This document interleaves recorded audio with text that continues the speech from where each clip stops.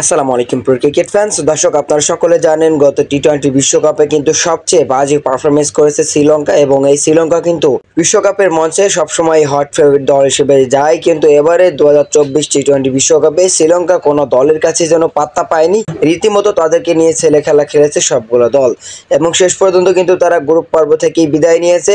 Super 8ও কিন্তু তারা খেলতে পারেনি, যে কারণে কিন্তু শ্রীলঙ্কার এই ক্রিকেটটাকে নিয়ে অনেক আলোচনা সমালোচনা হচ্ছিল সোশ্যাল মিডিয়াতে। আর সেই আলোচনা আর বেশি দূর এগোতে দিল না ওয়ানিন্দু হাসারাঙ্গা, কেননা তিনি কিন্তু নিজেই আসলে পদত্যাগ করেছেন। তিনি স্পষ্টভাবে জানিয়ে দিয়েছেন তার ক্যাপ্টেন্সির ব্যর্থতার কারণেই শ্রীলঙ্কা দলের এই অবস্থা। সেজন্য কিন্তু তিনি স্পষ্টভাবে বলে দিয়েছেন, আমি আমার দলের ব্যর্থতার জন্য নিজের কাঁধেই নিজের দায়ভারটা তুলে নিলাম এবং তিনি কিন্তু ক্যাপ্টেন্সির দায়িত্বটাও ছেড়ে দিয়েছেন টি-20 ফরম্যাট থেকে।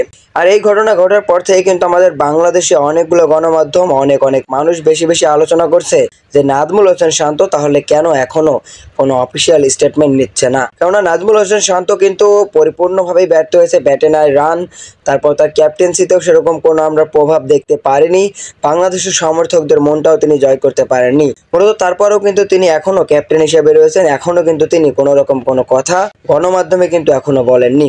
সেজন্য তো বাংলাদেশের সমর্থকেরা বলছে ওয়ানিন্দু হাসারাঙ্গা যদি ক্যাপ্টেন্সি ছেড়ে দিতে পারে তাহলে নাজমুল হোসেন শান্ত কেন এখনো ক্যাপ্টেন্সি ছাড়ছে না। তো আসলে কি দর্শক, নাজমুল হোসেন শান্ত ক্যাপ্টেন্সি ছেড়ে দেওয়া উচিত টি-20 বিশ্বকাপের ব্যর্থতা কাঁধের নিয়ে?